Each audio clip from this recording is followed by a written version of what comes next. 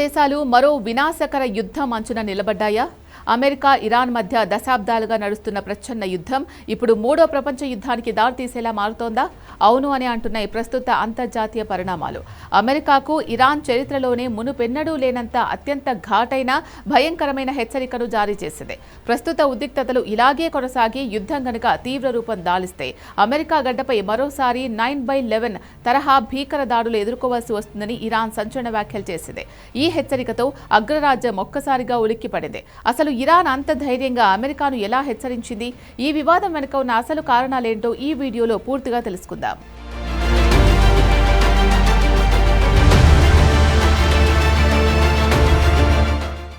Iran ప్రభుత్వ అధికారిక మరియు అత్యంత నమ్మకమైన అనుబంధ వార్తా సంస్థ తస్నీమ్ ఈ మేరకు Iran Islamic Revolutionary Guard Corps చేసిన అధికారిక ప్రకటనను విడుదల చేసింది.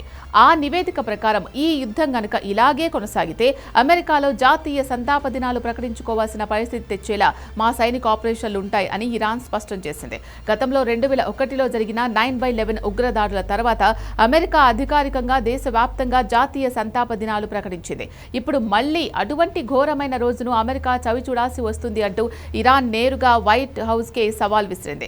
అయితే ఇరాన్ ఇంత తీవ్రంగా స్పందించడానికి బలమైన కారణం ఉంది. అంతకుముందు అమెరికా అధ్యక్షుడు డొనాల్డ్ ట్రంప్ ఇరాన్ను ఉద్దేశించి సోషల్ మీడియా వేదికగా అత్యంత కఠినమైన హెచ్చరికలు జారీ చేశారు. అంతర్జాతీయ వాణిజ్యానికి, ముఖ్యంగా ప్రపంచ దేశాల చమురు రవాణాకు అత్యంత కీలకమైన హర్ముజ్ జలసంధిలో ఇరాన్ గనుక అంతర్జాతీయ వాణిజ్య నౌకలపై మళ్లీ దాడులకు పాల్పడితే చూస్తూ ఊరుకోబోమని ట్రంప్ స్పష్టం చేశారు.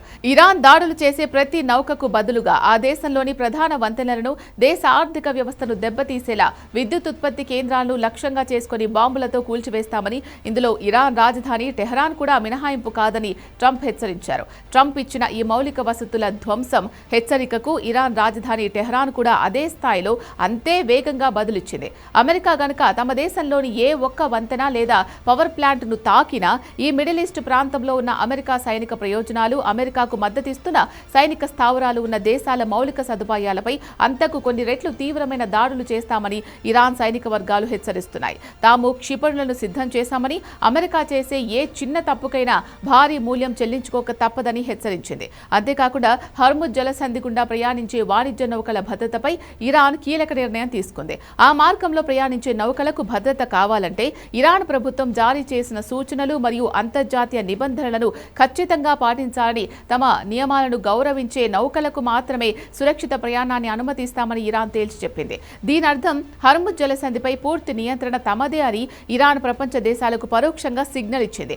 ఒకవేళ ఇరాన్ ఈ మార్గాన్ని పూర్తిగా మూసివేస్తే ప్రపంచవ్యాప్తంగా చమురు సంక్షోభం తలెత్తి పెట్రోల్, డీజిల్ ధరలు ఆకాశాన్ని తాకడం ఖాయం.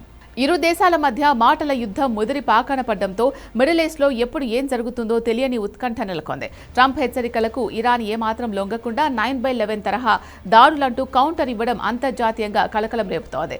మరి అమెరికా ఈ హెచ్చరికలపై ఎలా స్పందిస్తుంది? ఈ ఇరు దేశాల ఘర్షణ యుద్ధానికి దారితీస్తుందా లేదా అనేది వేచి చూడాలి.